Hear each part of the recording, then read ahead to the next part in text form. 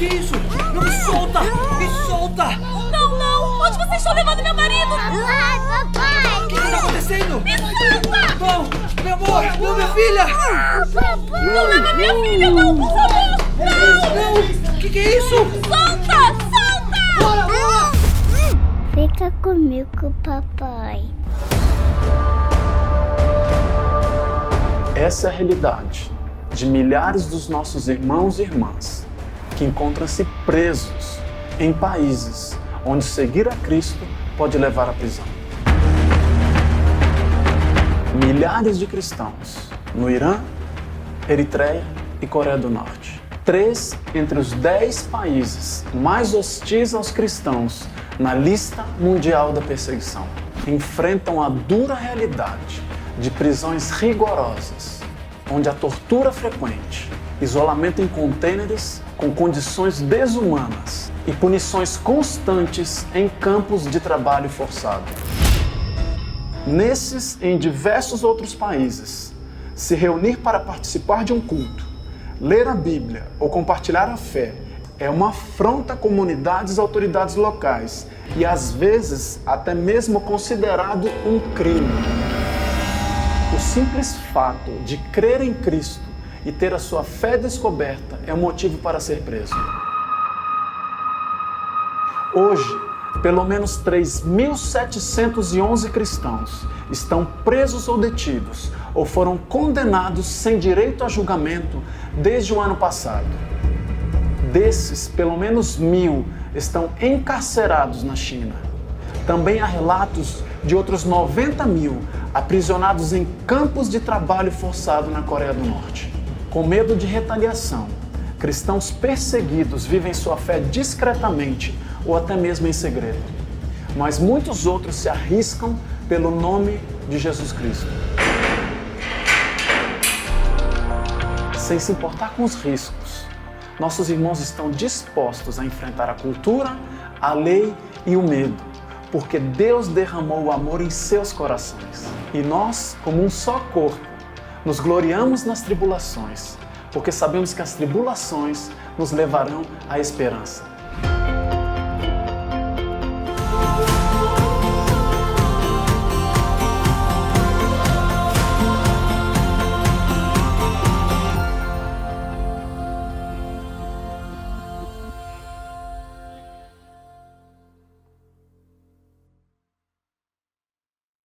Já parou para pensar se adorar a Deus fosse proibido?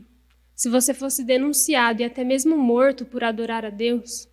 Pois é difícil imaginar, mas os nossos irmãos vivem assim, em países onde declarar a sua fé é considerado um crime. Amanhã, 30 de maio, é o Domingo da Igreja Perseguida. É um movimento onde todas as igrejas param para levantar um clamor a Deus por esses irmãos que estão sofrendo. E hoje a gente vai bater um papo aqui sobre esse assunto, mas antes nós vamos louvar e adorar o nosso Deus. Boa noite, irmãos. Graça e paz a todos. É um prazer poder estar aqui com os irmãos, podendo transmitir esse culto a vocês, fazendo com que a gente reflita sobre esse dia tão importante, né? Que é o dia da Igreja Perseguida.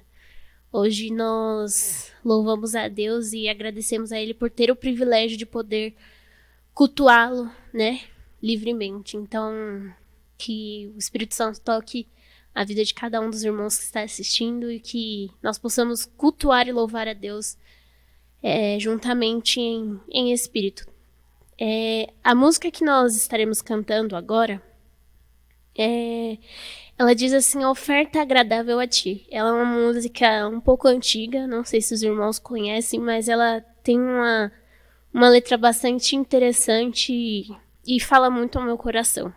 E lá em 1 Pedro, capítulo 4, versículo 10, diz assim: cada um exerça o dom que recebeu para servir aos outros, administrando fielmente a graça de Deus em suas múltiplas formas.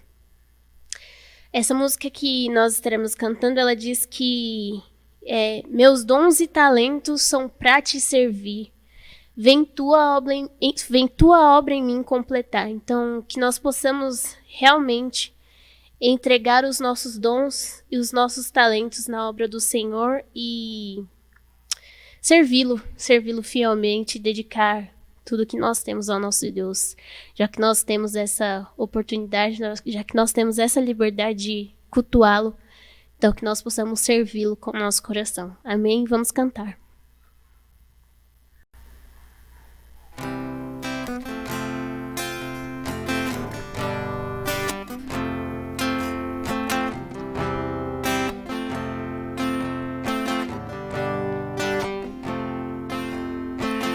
Tua palavra escondi, guardada no meu coração, pra eu não pecar contra ti, Senhor. A tua palavra escondi, minhas vestes no sangue lavei, e das tuas águas bebi, pra ser uma oferta agradável a ti. Minha vida a ti consagrei. Meus dons e talentos são pra te servir. Meus dons preciosos são teus. Não vejo razão da minha vida sem ti. Tu és meu Senhor e meu Deus. Assim como o fogo refina o ouro, vem tua obra em mim completar, até que o mundo possa ver tua glória em meu rosto brilhar. Meus dons e talentos são pra te servir. Meus dons preciosos são teus. Não vejo razão da minha vida sem ti. Tu és meu Senhor e meu Deus. Assim como o fogo refina o ouro, vem tua obra em mim completar, até que o mundo possa ver tua glória em meu rosto brilhar, até que o mundo possa ver tua glória em meu rosto brilhar, até que o mundo possa ver tua glória em meu rosto brilhar. Amém, amém. Que as pessoas possam ver a glória de Jesus através das nossas vidas.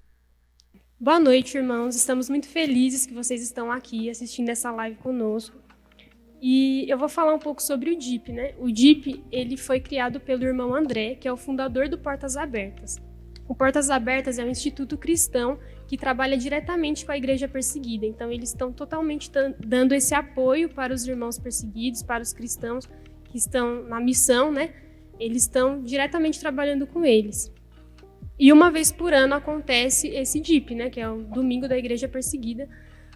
E só que não tem que ser só uma vez por ano, né? O certo é a gente orar todos os dias por eles, né? Apesar deles estarem felizes, né? Mesmo estando sofrendo, nós temos que fazer parte do sofrimento deles. Em Hebreus 13, vou abrir aqui. Em Hebreus 13:3 fala assim: lembre dos presos como se estivessem na cadeia com eles. Lembre dos que sofrem como se vocês estivessem sofrendo com eles. Então, a gente tem que lembrar todos os dias, por mais que a gente viva num país onde a religião é liberta, né? A gente não tem nenhuma privação de adorar a Deus, de cultuar, mas nós temos que lembrar que eles têm essa privação e a gente tem que orar por eles todos os dias. A gente trouxe um convidado muito especial, Lucas, é um missionário local, ele já vai se apresentar. E aqui temos a Vitória e o Orlando, que vai bater esse papo com a gente aqui. Lucas, pode se apresentar. Boa noite, irmãos. Boa noite a todos os irmãos que estão nos assistindo. Eu me chamo Lucas Estevam, sou missionário da AMA Evangelizar. A AMA Evangelizar é uma agência missionária que atua ajudando igrejas evangélicas na evangelização, igrejas evangélicas de todo o Brasil. E, bom, estou aqui para, nesse papo, contribuir, falar um pouco sobre missões. Eu sou daqui de Guarulhos mesmo, tenho 23 anos. E é isso aí, tamo junto aí, vamos contribuir, falar nesse assunto tão importante e aprofundar sobre a missão, sobre o propósito da igreja, que é algo muito importante para todos nós. Amém. Lucas, é muito bom ter você aqui com a gente, tá? Só queria ler um negócio aqui para vocês. A estimativa é que mais de 340 milhões de cristãos são perseguidos ou sofrem algum tipo de perseguição no mundo inteiro. E se você for parar para ver, esse número é maior do que a população inteira do Brasil. Então é um pouco chocante a gente parar para pensar que aqui a gente pode adorar a Deus normal e mais de 340 milhões de pessoas são torturadas por servir a Deus. Para mim, pelo menos, foge da minha realidade, né? A gente tenta pensar em como que isso pode ser, tenta entrar assim, né? Pensar como eles, mas para mim é muito difícil pensar, porque a gente já cresceu num lugar onde você pode adorar a Deus. A maioria aqui, acredito que já desde pequenininho vai com a família, né? Vocês, sim ou não? Sim, sim. Eu desde criança venho para a igreja com meus pais, então eu nunca sofri nenhum tipo de, alguma proibição de adorar a Deus, nunca. Então é muito difícil mesmo você parar para pensar nesse número, né? O quão grande é esse número. Na Eritreia, a única denominação que é permitida é a Igreja Ortodoxa. E essa igreja ela é totalmente regida pelas autoridades, né? Então, eles são totalmente vigiados, eles não podem ter acesso a materiais de evangelizações, não tem nada disso, é só a denominação deles. E é interessante, irmãos, nós pararmos para pensar um pouco nisso. Não sei se os irmãos lembram, mas nosso pastorzão, o pastor Wagner, ele sempre falava muito sobre a ideia de igreja e Estado. Quando a igreja ela é dominada pelo Estado, é um perigo. Essa igreja, ela se torna uma igreja cristã, ela é uma igreja cristã, só que se nós formos olhar os fundamentos dessa igreja cristã, a base é totalmente dirigida pelo Estado. Como a própria Camila disse, a igreja ela não tem vontade própria, ela não tem decisões próprias. Todas as literaturas, todos os livros, todos os ensinos vêm pareados, vêm direcionados pelo Estado. E nisso, heresias surgem. Nisso, formas diferentes do evangelho surgem. Então não é um evangelho autêntico, não é um evangelho bíblico. E por consequência, muitas pessoas estão perecendo sem conhecer o Jesus real, o evangelho real de Jesus. Então não adianta somente falarmos, é uma igreja cristã, mas não prega o evangelho autêntico. E isso é um perigo, porque nós, às vezes, como cristãos, podemos olhar e falar, mas lá não podem ter outras igrejas, não podem ter missionários, mas tem o cristianismo lá. Mas cristianismo sem Cristo ressurreto não é cristianismo, é apenas uma religião. E essa religião é um perigo, porque uma religião sem Cristo é uma condenação eterna. E nós, como cristãos, precisamos levar esse evangelho autêntico para as pessoas.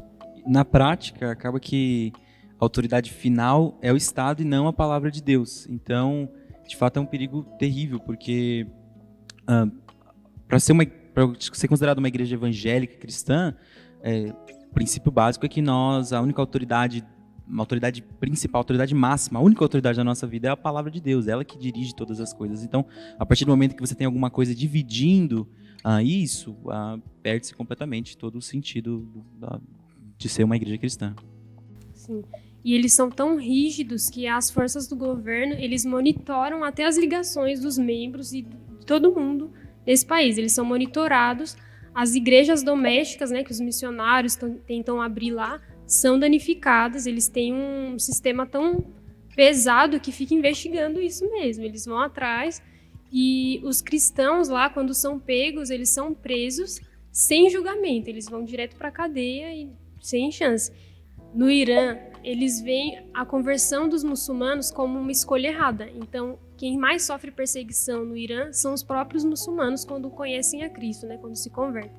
Então, quando um muçulmano se converte, ele é banido até da família. A família despreza, né? Eles sofrem até bullying mesmo, né? A família discrimina e eles repudiam, né? Repudiam ele por ele ter aceitado a Cristo. E os cristãos lá são presos como um crime o crime é contra a segurança nacional. Então eles entendem que eles estão indo contra o governo que está cometendo um crime terrível. E aí eles invadem as igrejas, né? São todos banidos e o líder principal vai preso na hora. E quando um cristão é pego no Irã, as famílias também sofrem a mesma punição, independente se ela é ou não é. Por ter um membro da família que aceitou a Cristo, eles pegam o resto da família e fazem sofrer também.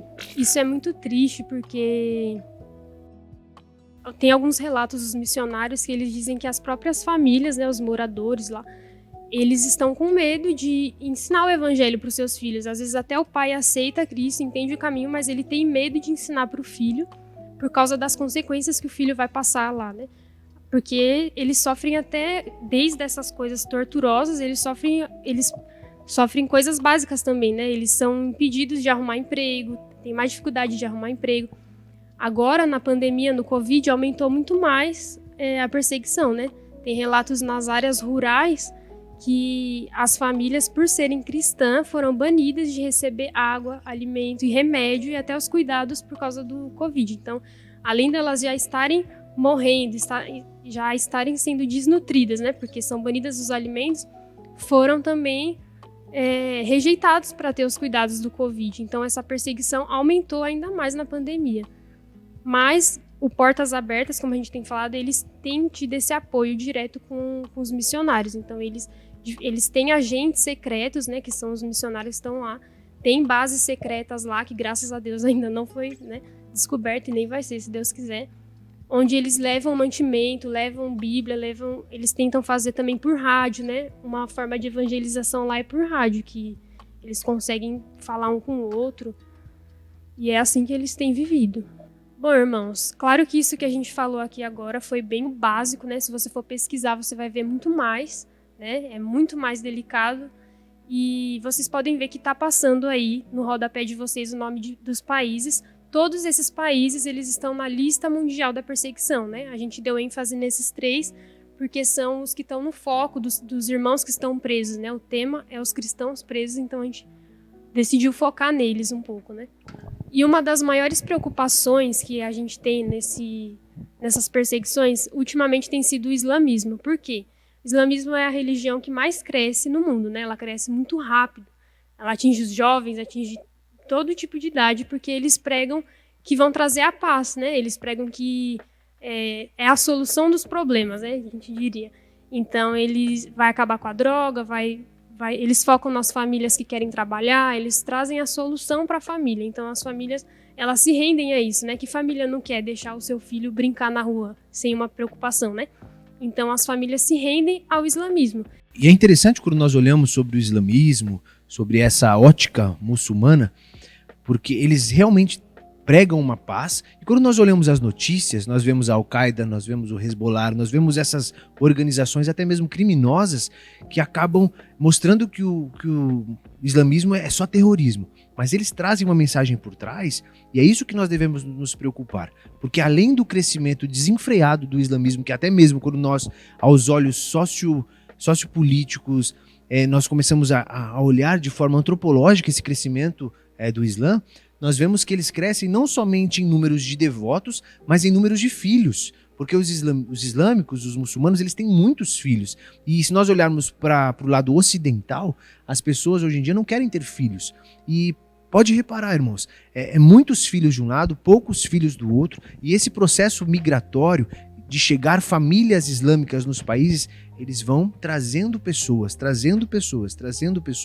e é um processo muito devagar, muito grão de milho. Sabe quando a galinha, para encher o papo, ela vai pegando grãos em grãos? E nós, como cristãos, não abrimos os olhos. Nós pensamos, às vezes, em fazer grandes movimentos, mas esquecemos do grãozinho de milho, né, Lucas? Sim, isso é verdade. É interessante que o Islã cresce muito através dos mais jovens, né? Vamos parar para pensar um pouquinho sobre talvez a igreja brasileira, até a igreja africana, por exemplo, assim, ela na África, as igrejas africanas, a gente na missão, o pastor José Bernardo relata muito para nós que tem uma dificuldade muito grande de fazer com que a igreja africana envolva os mais jovens, porque para eles a ideia da palavra líder tem a ver com mais velho. Então, um trabalho para envolver um jovem na igreja africana é ir lavar um banheiro numa igreja, por exemplo. Ele não é utilizado na evangelização, na pregação, no ministério, de alguma maneira.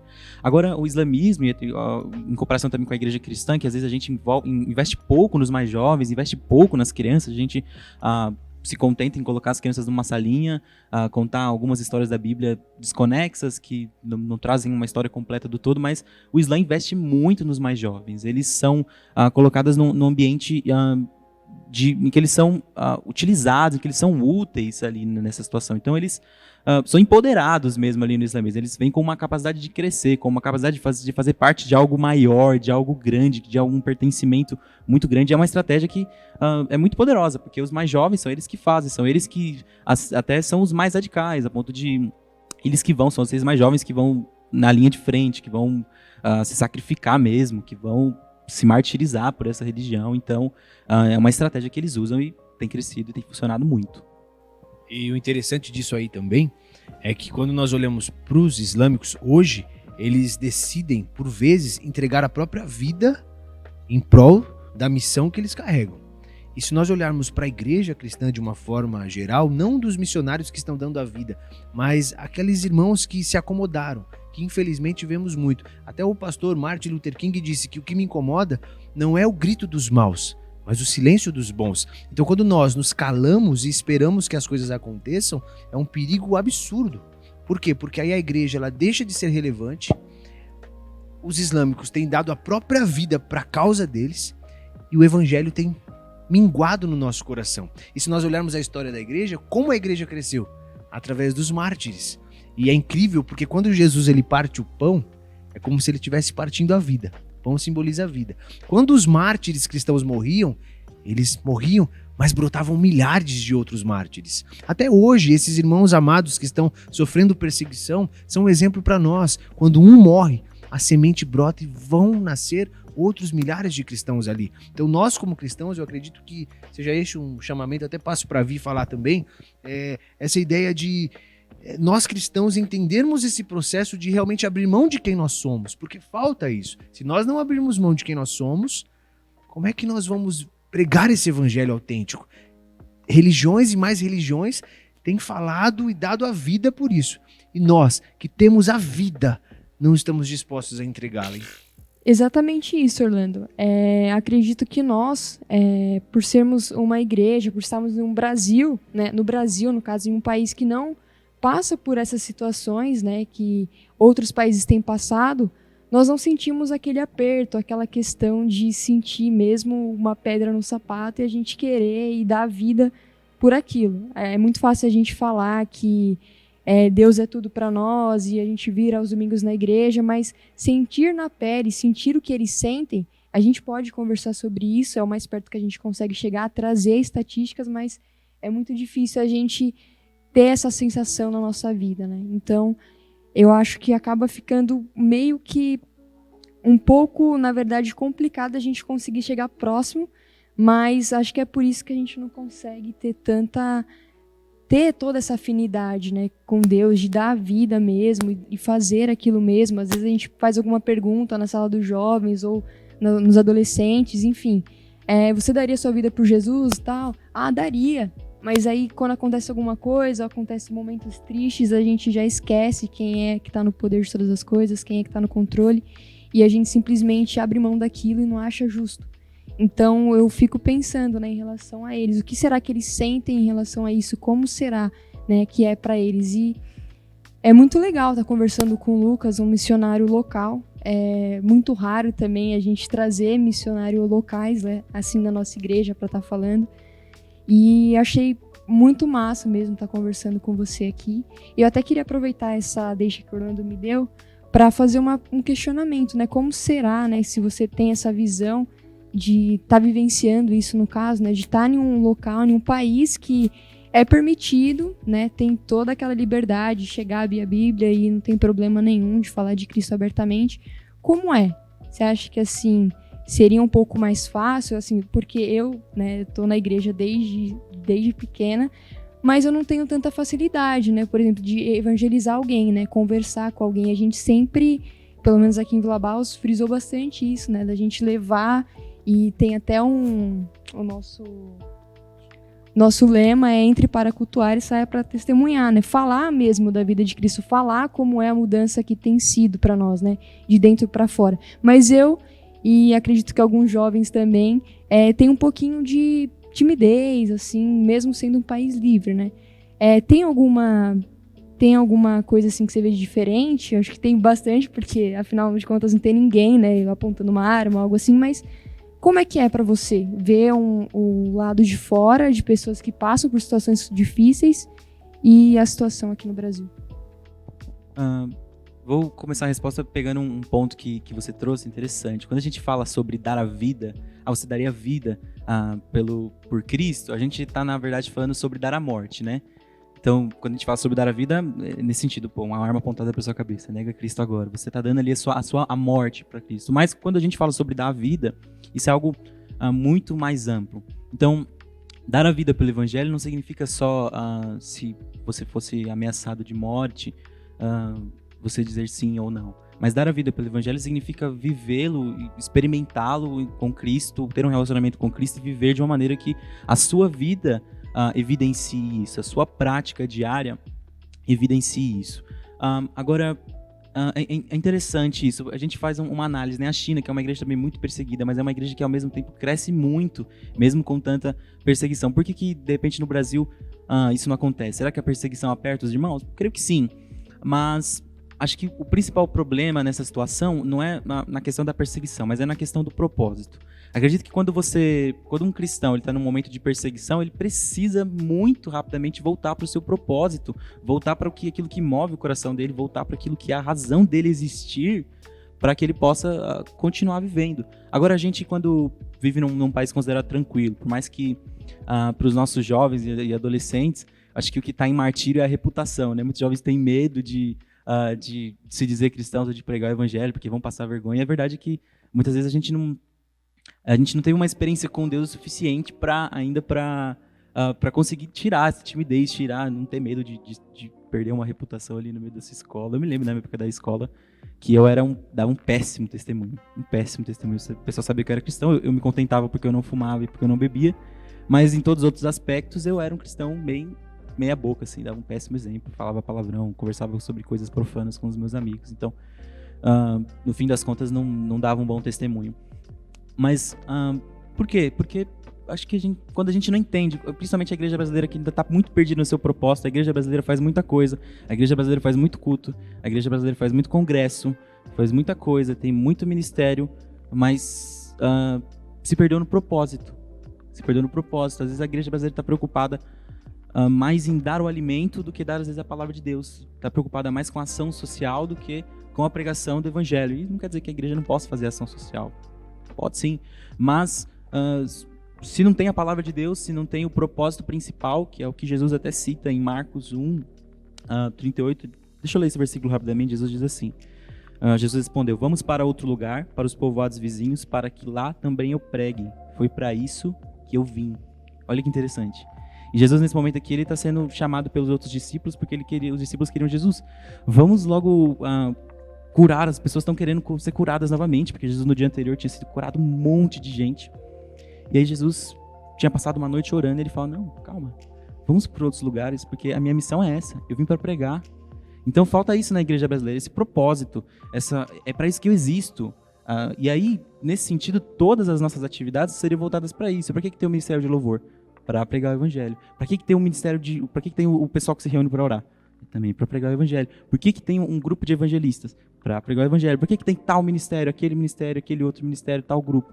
Para pregar o evangelho. É para isso que a gente existe. Então, fazendo esse comparativo, eu acho que quando a igreja está em perseguição, e é até o contexto que João Marcos escreve esse evangelho para uma igreja que estava sendo perseguida, né? Ele tinha acabado de atear fogo em Roma e colocado a culpa nos cristãos, e eles estavam sendo perseguidos por conta disso. Ele escolhe falar o que Jesus fez, o ministério de Jesus, e mostrar o propósito dele, restaurar o propósito dessa igreja. Então, acho que em perseguição a igreja de repente volta mais rápido para isso. E acho que a gente, quando perde esse senso de propósito, perde a essência do evangelho, perde a nossa missão, a gente acaba fazendo muita outra coisa, a gente acaba deixando se envolver pelas coisas dessa vida. A gente se torna bons médicos, se torna bons advogados, se torna bons muitas coisas e não foca na missão da igreja, que é a pregação do evangelho. Então, eu acho que gira em torno disso, gira em torno do propósito da igreja. Eu gostei de algo que o Lucas colocou em relação a essa ideia de que quando nós seguimos a Jesus, não estamos entregando a vida, mas a morte. E realmente é isso, né, Lucas? Como ele colocou agora no final, nós nos preocupamos tanto em fazer muitas coisas. Nós temos bons médicos dentro da igreja para um assistencialismo, nós temos bons professores para ensinar, mas às vezes falta esse impacto do que é o evangelho real. Qual é a boa notícia? Eu estava conversando, pessoal, antes da gente começar aqui, com o Lucas a respeito de técnicas de evangelismo, né? E quando nós falamos de igreja perseguida, nós vemos técnicas e mais técnicas de como pregar esse evangelho, porque não é simplesmente, isso é interessante a gente pensar, porque nós temos as formas, nós temos materiais, nós temos liberdade, nós temos pessoas para ouvir. Se você bater na porta de algum vizinho amanhã, faz esse teste, pode receber uns 3 nãos, mas você vai conseguir pelo menos um sim em 5 casas que você bater, pelo menos um sim. Pode receber 4 não, mas um sim você vai receber. Para orar por essa pessoa. A pessoa vai querer oração. Quem não quer oração? Quem não quer uma palavra de ânimo? Vai querer. Mas nesses países você não pode fazer isso. Então eu estava conversando com o Lucas e ele colocou algumas formas de que ele usa para pregar o evangelho, de formas criativas. Então nós, como cristãos, precisamos nos mobilizar para pensar em estratégias para pregar esse evangelho. Não somente levar assistência, porque nós somos chamados sim a levar o pão, mas junto com o pão de alimento, nós levamos o pão da vida. E se nós levamos só o pão para alimentar o físico, nós não levamos a vida, que é alimento espiritual. Que assim como eu conversei com o Lucas, o que nós fazemos aqui, né, Lucas, ela ecoa na eternidade. Então o que você tem como palavra para dar para a gente aqui, para os jovens aqui, para os irmãos que estão nos assistindo, como nós, como juventude, Lucas, podemos entender esse evangelho ao ponto de morrer pelo evangelho e mesmo sendo médicos, veterinários, dentistas, professores, viver uma vida que em todos os lugares observemos estratégias para pregar. Como é que eu posso, mesmo sem estar em perseguição, pregar o evangelho? Técnicas, o que você diria para a gente de técnicas de evangelismo, com a perspectiva de uma igreja perseguida? Porque nós precisamos, irmãos, eu penso assim, imagina que nós, nesse momento, estivéssemos sofrendo perseguição. Imagina que agora nós estivéssemos numa caverna aqui, eu sou um médico, ele é um advogado, uma dentista, e o Lucas é um professor. E nós estamos aqui, dentro de uma caverna. Nós não sofremos perseguição, mas estamos imaginando que sofremos. O que eu pregaria? O que eu poderia fazer? E aplicando já para as nossas vidas como juventude, o que fazer para que a minha vida valha a pena, sabe? Porque são vários assuntos que a gente acaba trazendo junto aqui, mas é legal a gente pensar que nós vivemos crises emocionais, existenciais por falta de propósito. E se nós entendemos o nosso propósito nele, a gente consegue. Então, Lucas, para a gente dar continuidade aqui. Interessante sua pergunta, e eu acho que eu posso até voltar um pouquinho pro texto, um pouquinho antes do versículo que eu li, mas antes dar um contexto interessante que vai responder, a gente vai responder boa parte das perguntas que você trouxe. Primeiro, João Marcos aqui, o Evangelho de Marcos, ele é escrito nesse contexto, como eu vinha falado anteriormente, num contexto em que a igreja estava em profunda perseguição. É muito provavelmente o período em que Pedro e Paulo morreram, e portanto a igreja de Roma ficou numa situação ali sem alguém à frente do ministério naquele momento. E no momento de grande perseguição, Nero tinha o fogo nas favelas de Roma porque ele queria reconstruir a cidade, culpou os cristãos, e por isso os cristãos começaram a ser extremamente perseguidos naquela época. Então pensa aí nessa situação, você no lugar de João Marcos, que era o que provavelmente assumiria a igreja ali, pegou essa bucha aí, né? E aí, sem os principais líderes da igreja e no meio de uma grande perseguição. O que João Marcos decide escolher? Eu vou contar para essa igreja o que Jesus fez, o ministério de Jesus. Ele inicia no capítulo 1 falando, esse é o princípio do evangelho de Jesus Cristo. Ele começa a contar de maneira muito dinâmica o evangelho. E ainda no capítulo 1, ele narra ali o chamado de alguns dos discípulos.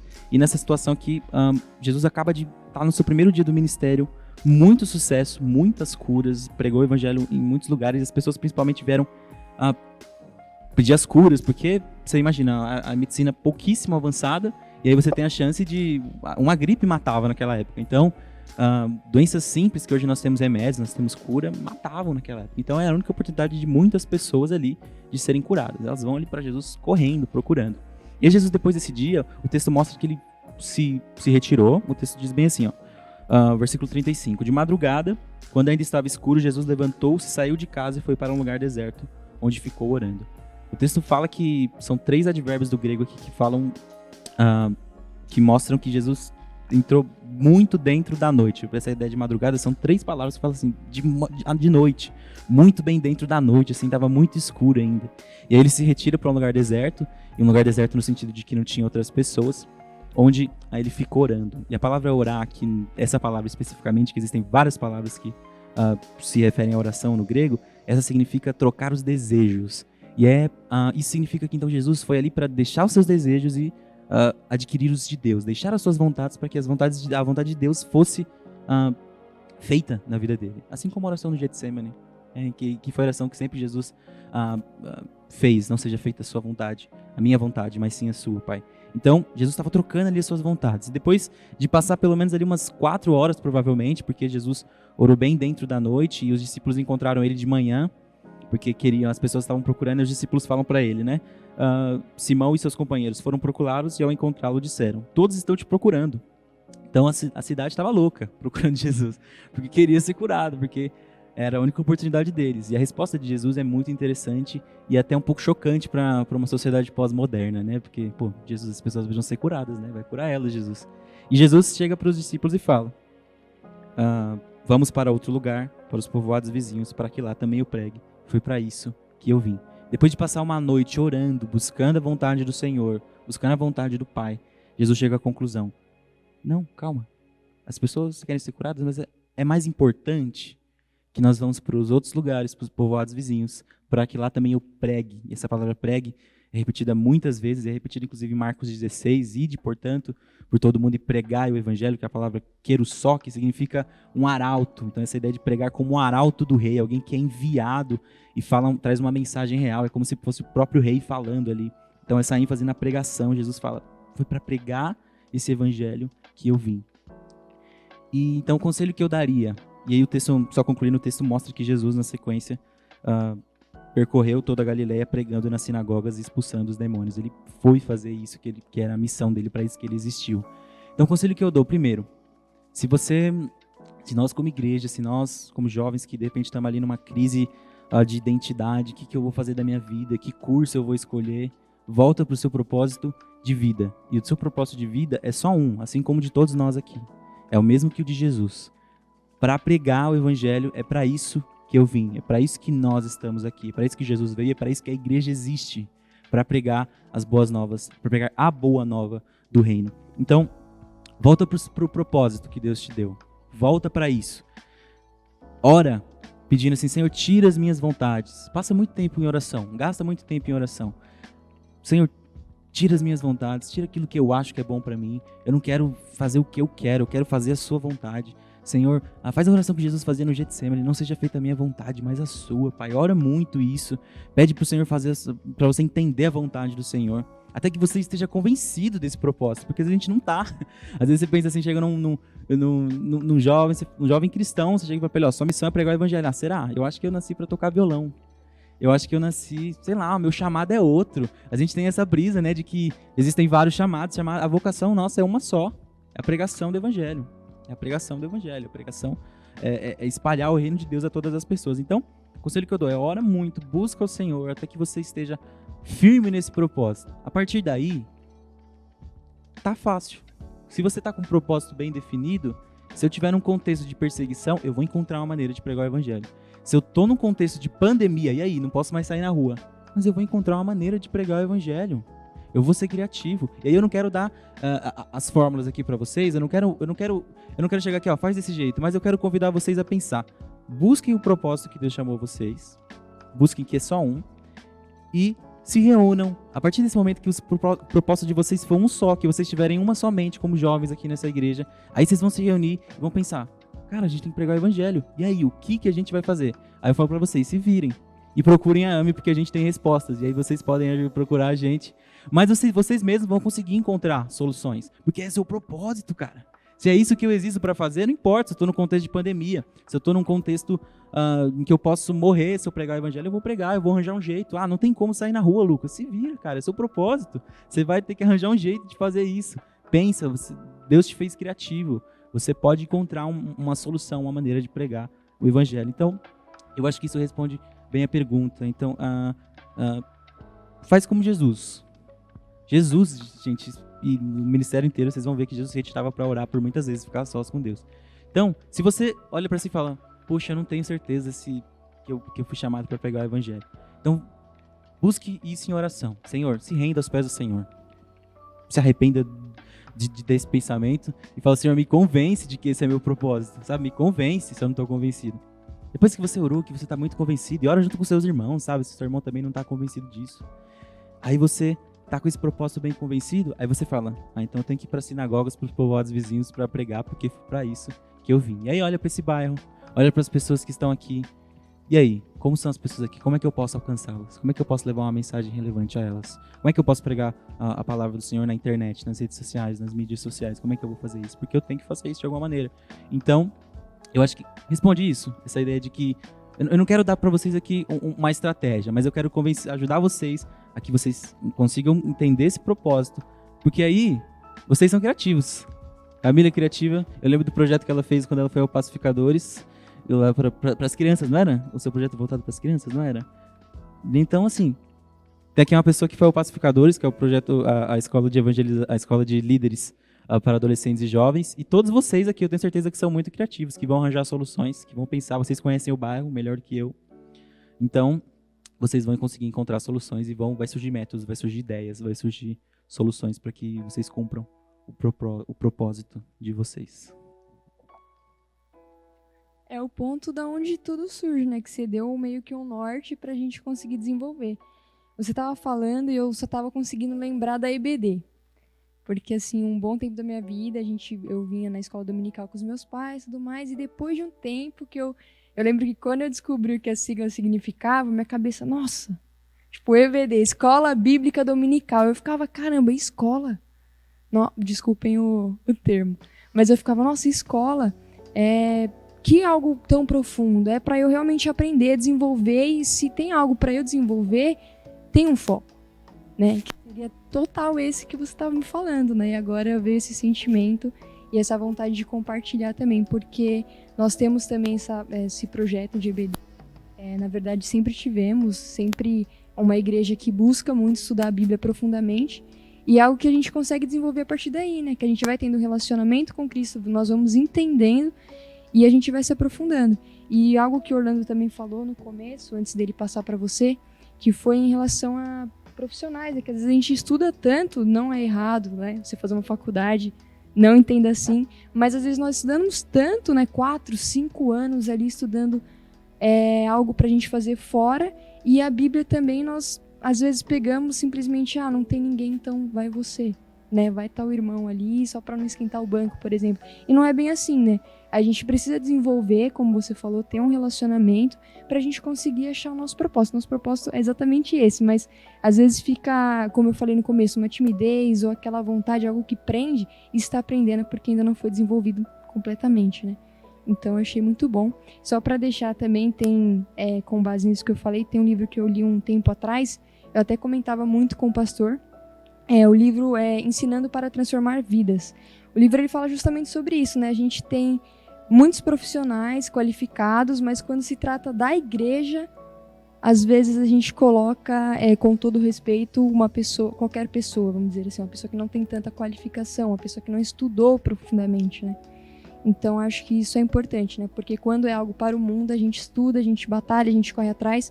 Mas quando é para a igreja, principalmente nós, jovens, que qualquer coisinha já dispersa, a gente quer fazer de qualquer jeito, né? Então... Até pegando o gancho no que você falou, na AME, os nossos missionários da AME, que estão em quase todos os estados do Brasil, a gente buscou se especializar em evangelização. Porque isso é o que falta muito na igreja. Falta gente que sabe evangelizar, que conhece bem a escritura, que sabe, se dedica, como isso que você falou é bem interessante. Às vezes a gente gasta mesmo muito tempo buscando se preparar para uma profissão e a gente gasta pouquíssimo tempo, sabe, dedicando à escritura, que é um texto de pelo menos aí 2000 anos atrás ali no Novo Testamento. Não é um negócio simples de você entender, né? Você tem que dedicar algum tempo para você entender um texto assim antigo, um negócio que não é tão fácil, mas se você dedicando tempo, você se entregando, você sabe, se especializando nisso, você vai conseguir até ajudar os seus irmãos na evangelização. Então, tem irmãos que têm mais dificuldade, como você falou, irmãos que têm mais vergonha, mas cadê os evangelistas da igreja aí que vão chegar e preparar esses irmãos aí, né? Aí vem, não sabe evangelizar? Calma aí, vou te ensinar. Vem comigo aqui, olha como eu faço primeiro, né? Vamos ali, olha como eu faço. Olhou, observou? Agora vai você.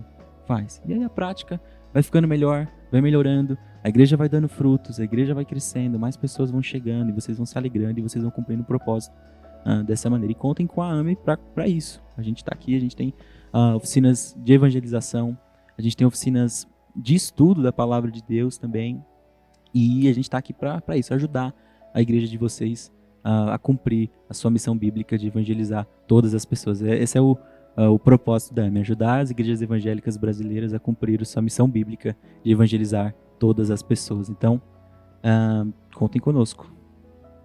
Isso que o Lucas falou, eu lembrei que, como ele falou, né, da importância da evangelização, né? Nosso pastorzão estava sempre querendo cativar a gente a ter esse amor por vidas, né?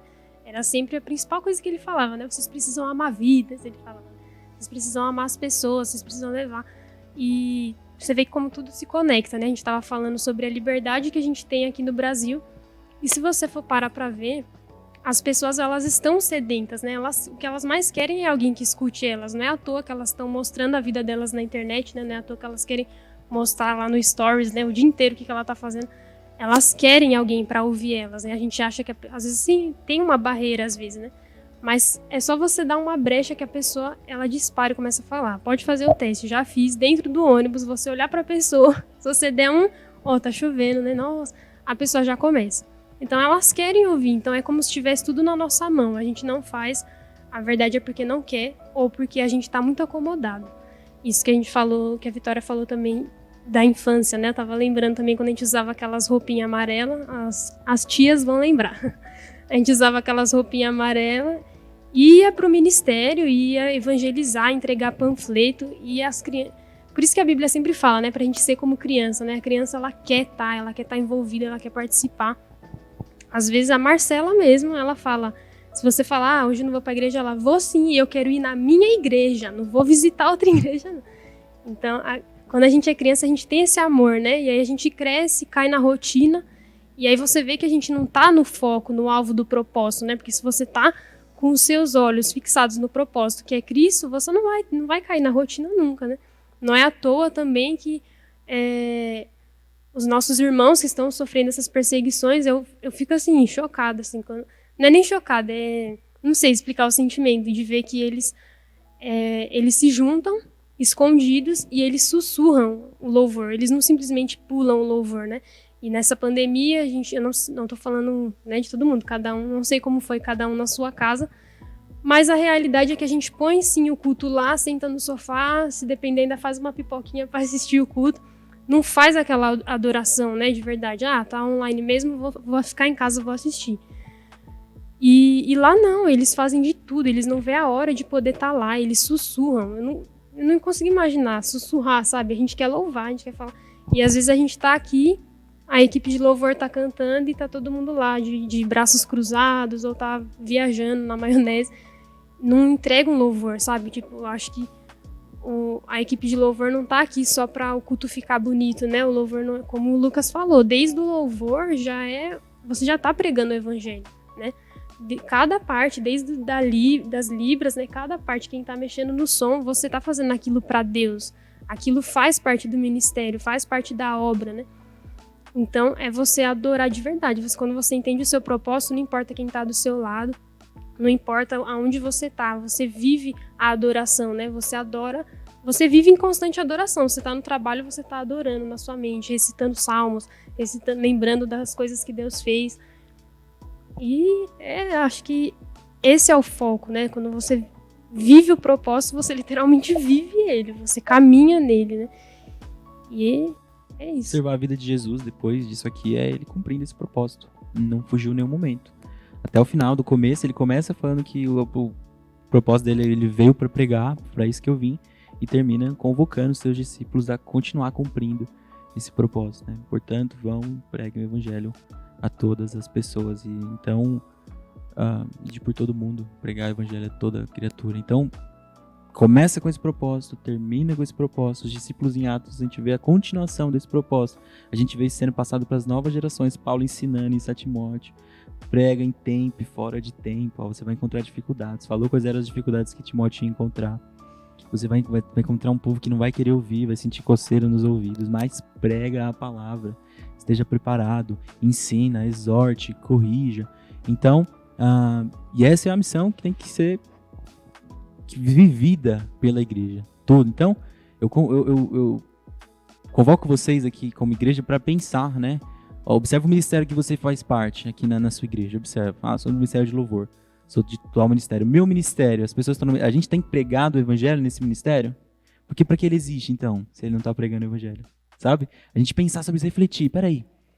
Vamos tentar arranjar uma solução de fazer, então, esse ministério dar fruto pro reino de Deus, porque se a gente só se reunir aqui e fazer um negócio legal, um negócio bacana, mas não tá dando fruto, as pessoas não estão conhecendo Jesus, a gente não tá pregando o evangelho.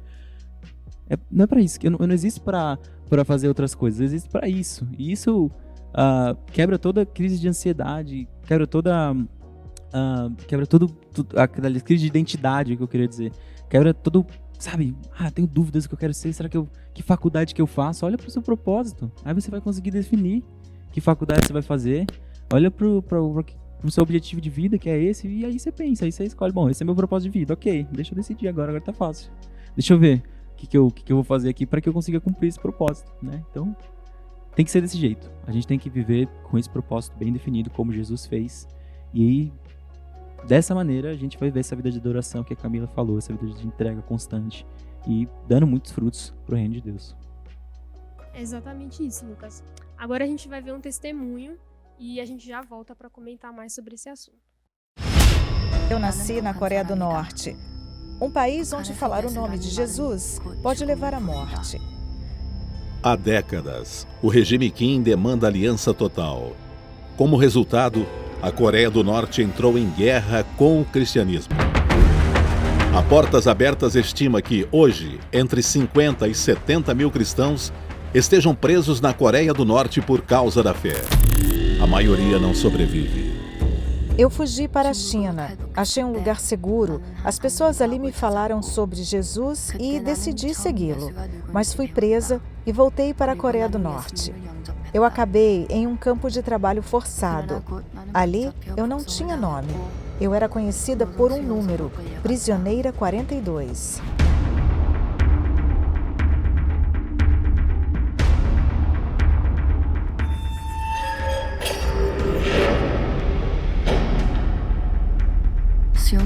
Fui colocada na solitária. Eles disseram que ouviram de uma outra prisioneira que eu acreditava em Deus. Todos os dias eles me perguntavam a mesma coisa. Por que eu estava na China? Quem eu conhecia lá? Eu ouvi sobre a Bíblia? Eu era cristã? Mas dizer, sim, eu amo Jesus, significaria morte. E a morte é bem lenta. Será que há outros cristãos aqui? Eles oram por mim como eu oro por eles? Eu sei que vou morrer aqui. Serei descartada como um animal. E outra pessoa entrará no meu lugar. Vestirá as minhas roupas e se tornará a Prisioneira 42. Até lá, tudo o que posso fazer é orar e cantar essa canção. Com lágrimas, meu coração anseia por meu pai nesta prisão. Pai, por favor, aceite sua filha pecadora. Por favor, proteja-me em sua fortaleza e sob seu escudo. Leve-me embaixo de suas asas. Guia-me para as suas bênçãos diariamente. Como milagre, a prisioneira 42 foi libertada, fugiu novamente do país e encontrou refúgio na Coreia do Sul. A Portas Abertas estima que entre 300 a 500 mil cristãos seguem Jesus secretamente na Coreia do Norte. Ore pelos cristãos norte-coreanos que estão em campos de trabalho forçado. Ore pelas famílias que adoram igrejas secretas. E para que todas as vezes que os cristãos abram a Bíblia, sua fé seja encorajada por um espírito de poder e amor, não de medo. Lugares seguros na China, apoiados pela Portas Abertas, entregam abrigo, alimentação, medicamentos e a esperança do Evangelho para refugiados norte-coreanos. Apoie cristãos norte-coreanos refugiados na China. www.portasabertas.org/2.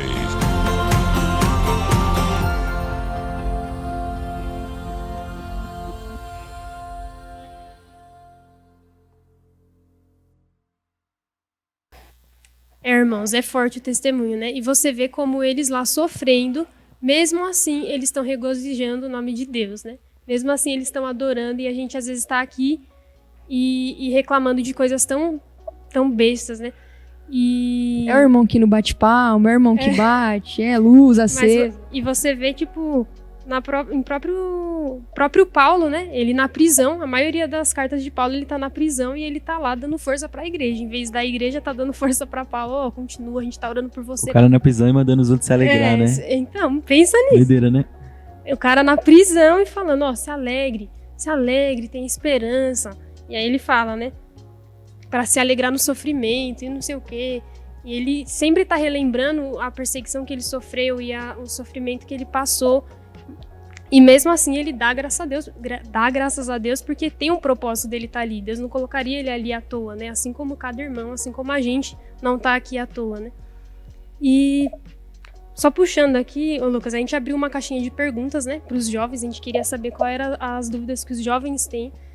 E uma já foi totalmente respondida, né? Eu percebo que a maioria das dúvidas dos jovens é exatamente isso. Qual é meu chamado? Para que eu existo? Qual é meu propósito, né? E a gente já falou sobre isso. É simples, né? Siga os passos de Jesus, né? O que Jesus fazia? Sim. Siga o ministério de Jesus, independente, igual a Vitória falou, da sua profissão. Eu sei que Deus criou, né? Deus deu sabedoria para o homem, deu sabedoria para o médico, para o dentista, para o psicólogo, para o professor, para ele usar daquilo para o bem, né? Para o amor, para levar a palavra de Deus. E aí tem uma das perguntas, deixa eu só abrir aqui. Uma pessoa perguntou como que você lida com a fé, né? Sabendo que os nossos irmãos estão passando por isso, sabendo que você talvez possa passar por isso e talvez passe, não igual, né? Não dá pra comparar, mas tipo, tem as suas dificuldades, né? Como foi pra você? Tipo, qual a sua maior dificuldade até aqui? Como você tem lidado com isso? Olha, eu costumo pensar, e a Bíblia mostra isso pra gente, que geralmente as nossas dificuldades na fé e na evangelização, elas se dão muito enquanto quando a gente não tá em santidade. É interessante, vamos pensar primeiro sobre o aspecto da fé. Às vezes a gente fala sobre fé, mas a fé na palavra de Deus é um conceito muito simples, é um conceito de convicção, e uma convicção que vem de argumentos. Então quando a Bíblia fala que a fé vem por ouvir a palavra de Deus, significa que a fé convence através da palavra de Deus, nos convence com os argumentos que ela nos traz, que ela traz para nós, e então eu sou convencido por esses argumentos, convencido pelo que ela traz. Por isso, então, quando eu ouço, vejo os argumentos e vejo até como os irmãos bereanos faziam, que são elogiados, que eles são considerados nobres porque quando eles ouviram o evangelho, eles analisaram, pensaram e se deixaram ser convencidos pelos argumentos da palavra de Deus. Então, primeiro ponto, fé é convicção. Então, como eu lido com a fé? Primeiro, eu tenho que estar certo de que isso está bem convicto no meu coração. Pô, eu tenho a convicção verdadeira de que Deus me chamou, eu tenho a convicção verdadeira que eu sou salvo em Cristo Jesus, eu estou bem convicto disso, sabe? Isso está bem amarrado na minha vida. E em segundo ponto, as dificuldades geralmente que eu tive por não conseguir evangelizar é quando eu estava vivendo uma vida fora da vontade do Senhor. Ensino médio, que eu praticamente passei... quando eu fui entrar na faculdade, foi interessante, eu fiz uma análise do que eu fiz no ensino médio, né? Entrar na faculdade, eu saí do ensino médio e entrei direto na faculdade. Aí eu olhei para trás e falei, meu Deus, Lucas, que péssimo testemunho que você deu na escola, né? Que legado que eu deixei lá? Deixei legado nenhum. Não preguei o evangelho para ninguém direito, não dava bom testemunho de nada. E aí eu vou entrar na faculdade agora, se eu entrar desse jeito, eu vou me desviar rapidinho. Vou envolver com a galera que não conhece Jesus e vou deixar ser influenciado. Então eu falei, eu preciso me preparar para isso. Deixa eu me santificar mais, sabe? Eu preciso buscar o Senhor. Foi nessa época que eu comecei a orar muito, que eu comecei a falar, sabe, eu preciso me santificar. Eu comecei a abandonar, assim, práticas pecaminosas que eu vinha carregando, masturbação, pornografia, que eu vinha carregando, assim, no ensino médio inteiro e não conseguia me livrar. E quando eu comecei a buscar a santidade, quando eu olhava para Filipenses 3, quando Paulo fala que e considerou todas as coisas como esterco a fim de conhecer Jesus e tal, e aquilo, sabe, mexeu muito. Esse texto foi o texto que marcou muito a minha vida. Eu digo que foi um texto que marcou essa uma conversão mais genuína, assim, esse processo, sabe, mais genuíno de conversão, em que eu comecei a falar, isso aqui, pornografia, masturbação, os meus desejos carnais, eu tenho que deixar isso aqui é esterco, porque eu quero conhecer Jesus. Eu comecei a querer, Senhor, eu quero te conhecer, eu quero te buscar.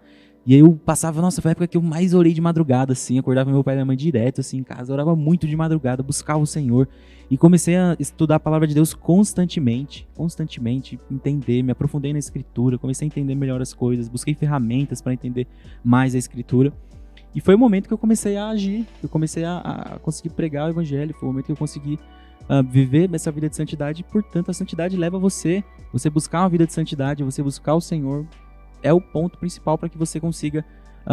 Sem santidade não dá, não tem evangelização, você não vai conseguir, você vai ficar estagnado, você vai parar, você vai olhar para sua vida e falar, como é que eu vou pregar o evangelho desse jeito? Você vai arranjar desculpas, você vai falar, não dá para pregar, você vai, não vai querer, você vai estar longe do propósito do Senhor. Então, observe desse jeito, eu tenho que estar com a fé bem convicta, bem agarrada assim no Senhor, eu tenho que estar, constantemente olhando para a palavra de Deus para ser convencido por ela. Eu tenho que voltar direto nesse texto aqui de Marcos, e esse aqui é o meu propósito quando eu tô fugindo, assim. Ou então olho para Paulo quando fala para Timóteo que ele deveria seguir, né? Segue nesse caminho, nessa fé que você aprendeu com a sua avó Lloyd, nesse caminho que você aprendeu, segue desse jeito, esse é o seu propósito de vida, é para isso que você existe, você tem que viver dessa maneira e tal. E eu tenho que constantemente voltar para esses textos, tá convicto disso e constantemente buscar a santidade, constantemente junto com os meus irmãos, sabe?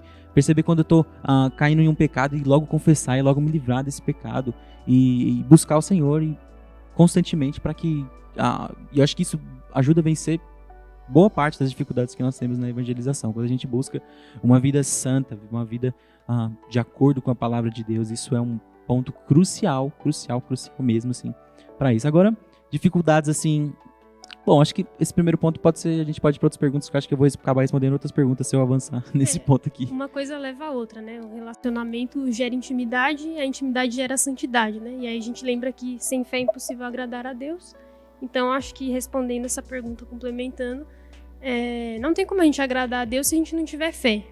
E se você entra no propósito, assim como o Lucas falou, você tem que saber que você está confiando em Deus. Sua vida está em Deus e você vai crer naquilo que você não vê, né? Você vai crer, você já sabe, né? A Bíblia já é o nosso manual, você já sabe que você vai ter sofrimentos, que não vai ser fácil. Então, segue e vai. Tem outra pergunta aí, Vi? Tem sim. Lucas, lembrando do que você falou no começo, que quando você estava na escola, né, não tinha um testemunho assim bom para dar. Como é que foi então? Foi uma das perguntas que deixaram também. A sua relação com seus amigos, a sua família, ao saberem que você, né, estaria ficando como missionário, então já nomeado, sim. Como é que foi essa reação? Teve alguma coisa assim, uau, como é que foi?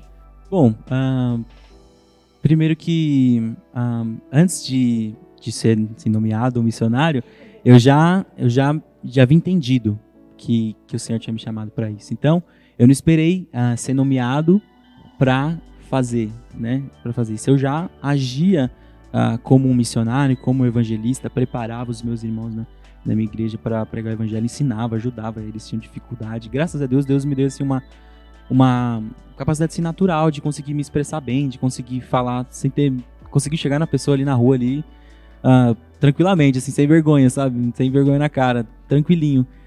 E, claro, isso também vem com a prática, né? Na primeira vez sempre dá um friozinho na barriga. E até todo dia, toda vez que você vai pra rua, você vai ter aquele friozinho na barriga da primeira pessoa que você falar. Depois vai embora. Mas eu já estava trabalhando como missionário, como evangelista, bem antes disso, né? Então, não foi muita surpresa. Eu já deixava isso bem claro. Eu deixava para as pessoas, para minha namorada. Antes dela começar a namorar comigo, eu falei para ela, ó, você já sabe, Paloma vai assistir isso aí, ela sabe disso. Eu falei, ó, você sabe na fria que você tá entrando, o Senhor vai me chamar pro ministério a qualquer momento, sabe? Eu lembro na época que eu falei pra ela, não sei se Deus vai me chamar pra ser pastor de repente, se Deus vai me chamar pra ser missionário, mas eu sei que eu vou trabalhar integralmente no ministério, é isso que Deus me chamou. E aconteceu mesmo, mas antes disso eu já fazia, na minha igreja já ajudava, já articulava, já ensinava as pessoas a evangelizar, já propunha eventos de evangelização. Então, quando eu cheguei para os meus pais e surgiu a oportunidade de eu entrar nessa agência AME, eles ficaram felizes. Claro que depois que voltou, quando eles começaram a ver a rotina, eles ficaram assim com um pouco, meu Deus, Lucas. Eles ficaram assim com aquele medo, nosso filho vai abandonar tudo. E meu Deus do céu, e que doideira. Mas minha mãe foi uma pessoa que logo entendeu mais rapidamente, assim, porque ela contava assim uma história de que ela tinha ouvido um pastor que preparou a filha dele a vida inteira pro ministério. E aí quando ela foi pro ministério, ela foi, acho que para um outro país, ela foi meio que um cruzeiro, assim, passar por vários lugares para evangelizar, e aí ele ficou com aquele aperto no coração, mas ele falou assim, poxa, não foi isso que eu preparei minha filha a vida inteira minha filha a vida inteira pra ela fazer? Aí isso meio confortou ela, assim, ela falou assim, poxa, eu ensinei meu filho isso a vida inteira, né? Eu lembro quando eu tinha uns 4, 5 anos, eu fiz uma cirurgia, e aí meu pai falou assim, filho, vou te dar um presente depois da cirurgia pra ficar com menos medo. Eu falei, quero uma roupa de pastor. E aí eu saí do hospital lá, cheguei no carro, lembro até hoje lá, marfim que meu pai tinha comprado pra mim, assim, a roupa de pastor, tá? E passei meu aniversário do Rei Leão com aquela roupa de pastor. Então, eu já entendia que Deus tinha me chamado. Eu já tinha entendido isso desde muito garoto, eu tinha essa convicção, eu sabia que o Senhor me chamaria. Comecei a atuar já com 17, 18 anos, eu já tava fazendo isso já. Então, quando cheguei ali nos 22 anos, quando eu fui pra entrar na AME, foi mais tranquilo. Claro que meu pai e minha mãe ficam aquele medinho, aquela coisa assim, mas logo eles entenderam. É difícil às vezes pros pais, né? E é natural, às vezes eu penso esse pensamento, né? Tipo assim, ai meu Deus, meu filho vai ser um missionário. A gente tem essa visão de que missionário é largado, de que missionário é pobre, de que missionário vai viver lascado o resto da vida, né? Mas não tem coisa melhor do que viver dependendo do Senhor, do que, sabe, confiar no Senhor. Ele tem suprido todas as coisas. Antes de eu entrar pra AME, eu ia sair do emprego que eu tava, mas olha o que aconteceu. Eu consegui ficar no meu emprego, eu tava no emprego há 3 meses, consegui pegar uma semana pra conseguir participar do treinamento, que era integral. E aí eu voltei, assim que eu voltei, foi no dia 18 de março, quando iniciou uma segunda-feira, que iniciou a quarentena, aqui no estado de São Paulo. E aí a empresa me dispensou, eu fiquei 6 meses em casa recebendo salário, trabalhando integralmente 6 meses na missão. E Deus cuidou do meu salário até mês passado, que eu ainda estava nessa empresa. E conseguia, e meu horário era muito bom, das 7h15 às 11h45, eu conseguia trabalhar na empresa que eu trabalhava e fazer as coisas do reino de Deus. Conseguia organizar tudo isso muito bem, então o Senhor me sustentou já desde o começo. Eu já estava assim, ó, eu vou pedir os 7 dias, se eles não me derem, eu vou pedir demissão, eu estava convicto já. Aí eu cheguei assim, mãe, eu tava pensando em chegar e pedir demissão direto, porque eu tava 3 meses na empresa. Aí minha mãe falou, filho, ora, tenta conversar, né? Senão você já tento sim. Eu falei, é verdade, minha mãe foi muito sábia naquele momento. Aí eu falei, ó, consegue dar os 7 dias? Ah, consigo. Uma boa sim, beleza, vai lá. E pronto, fiquei aí depois no dia que eu voltei no domingo, na segunda-feira, já nem voltei pro trabalho. Fiquei 6 meses direto em casa na quarentena, recebendo salário integral e sem trabalhar. Olha isso. Fala se não é Deus agindo na vida, né? É um milagre assim mesmo, um negócio doido. Então, desde o começo, assim, quando eu decidi mesmo, assim, pela AME, claro que eu já trabalhava antes, mas pela AME foi um passo para ser integral, um passo mais para conseguir ajudar mais igrejas ainda, né? Eu ajudo igrejas daqui de Guarulhos, de São Paulo, então algo um pouco maior, algo mais que eu dedicaria mais tempo ainda para evangelização, mas o Senhor cuidou de tudo. Fiquei despreocupado, assim, e o Senhor tem me sustentado. graças a Deus, não tem faltado nada. Amém, Lucas. Deus é bom o tempo todo, né? É muito bom ver esse cuidado que ele tem com os filhos dele. Você tem alguma pergunta para fazer, Orlando? Baseado também no que a Camila falou ali, nós recebemos várias perguntas até nas nossas redes sociais. Pessoal, se vocês tiverem dúvidas para os nossos próximos eventos, se tiver alguma dúvida em relação a qualquer assunto, mande uma mensagem no nosso direct, manda mensagem no WhatsApp da Juventude, fala com a gente. Nós queremos trazer respostas para vocês. Pô, Orlando, mas você tem as respostas de tudo? Não, nós temos várias lacunas também.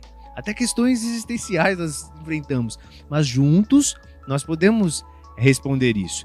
E Lucas, perguntaram para mim aqui também, como é que eu, como jovem, quando sou chamado por Deus, posso abrir mão de tudo para seguir o que Ele tem para mim? Acho que foi mais ou menos isso que foi passado até agora, mas baseado nesses eventos que nós vemos, nessas situações da igreja perseguida, imagina só, que eu acredito que seja isso que o jovem perguntou aqui. Você foi chamado para uma missão num país perseguido. A minha família tem medo do que aconteça comigo. Eu tenho medo do que pode acontecer comigo lá. Mas qual que é o seu conselho como um jovem missionário, mesmo aqui no Brasil? Qual é o seu conselho para um jovem que tem esse chamado? O que ele pode fazer ali? Além de orar e crer que o Senhor está o guardando, mas como ele pode enfrentar esse medo e entender que foi o Senhor que o chamou para isso? Interessante. Primeiro ponto, ele tem que estar muito convicto de que o Senhor, ele tem que estar convicto e tem que estar certo de que foi de fato o Senhor que o chamou. Não tá certo, às vezes a gente se muito missionário, às vezes que o cara sai, Deus me chamou, que às vezes, sabe, não recebeu, ninguém mais confirma isso, a igreja não apoia, sabe? O coração às vezes é enganoso. Então assim, você tem que estar muito convicto, sabe? Você tem que, seu pastor aprovou isso, sabe? A igreja reconheceu que você é um missionário, você já estava agindo ali na tua igreja e agora a tua igreja vai te enviar. Você tem o apoio da tua igreja, porque para você, principalmente se você for enviado para um lugar distante, você precisa ter o apoio da tua igreja local ou de outras igrejas que vão te ajudar. Isso é muito necessário, parceria. Ninguém faz missão sozinho. A gente faz missão como corpo. Todos nós fazemos junto. Então, primeiro, tem que estar muito convicto. A igreja, sabe, tem que reconhecer os sinais. Pô, meu pastor aprova isso. As pessoas ao meu redor entendem também dessa maneira, né? O Senhor me chamou. Isso foi confirmado mesmo, assim, por diversas maneiras. Segundo ponto, você tem que ter bons parceiros para fazer. Esdras, por exemplo, quando foi chamado lá, ele estava lá no palácio real, e Deus chamou ele percebeu na palavra de Deus que o povo estava todo longe, ele queria então voltar para Jerusalém, reconstruir a cidade, reconstruir os muros e fazer todo um projeto. Primeiro que ele fez, ele juntou um monte de parceria, ele conversou com o rei, falou: rei, meu povo, eu tô tão triste porque meu povo tá todo separado uns dos outros, a cidade que era a nossa cidade de Jerusalém tá toda destruída, os muros não tem mais proteção na cidade, tá todo mundo espalhado por um monte de povo, deixa eu voltar lá. E aí o rei deu recursos para ele voltar, deu dinheiro, deu uma obra-prima para que ele conseguisse voltar e chamar o povo de Israel para voltar para Jerusalém, reconstruir os muros, que depois é feito ali com Neemias e todo aquele projeto. Então, você não pode sair assim você não pode sair sem ter parceria, você não pode sair sem o aval, assim, sabe, do corpo, da igreja, das pessoas, sabe? Você tem que ter, porque aí você vai conseguir fazer um bom projeto de evangelização, você vai conseguir ter bons resultados, né? Esses dois pontos eu acho que são os principais. Você não pode sair, sabe, de repente Deus me chamou para ir para Portugal, você tirou isso da sua cabeça, assim, e foi, e aí você chegou lá em Portugal e os recursos, né? Deus vai enviar? Sim, Deus envia, mas Deus envia os recursos através da igreja, através do corpo de Cristo. Você não pode, sabe, às vezes, porque você precisa de outras pessoas para cumprir a missão. De onde vai vir os recursos? Espera aí, eu já tenho que planejar, eu já tenho que pensar. Deus me chamou para ir para Portugal, Deus falou que daqui a 5 anos eu vou para Portugal. Então desses 5 anos eu me preparo para ir para Portugal, né? Nesses 5 anos eu levanto os recursos necessários, eu procuro igrejas lá em Portugal, irmãos em Portugal, eu procuro, enfim, fazer alguma coisa que eu consiga me organizar. Eu acho que isso dá muita segurança para você conseguir. E aí, claro, você vai viver pela fé, com certeza. Você vai experienciar milagres. Quando a gente vai fazendo missão, isso vai acontecendo. Todo missionário que você conversar, você vai perceber.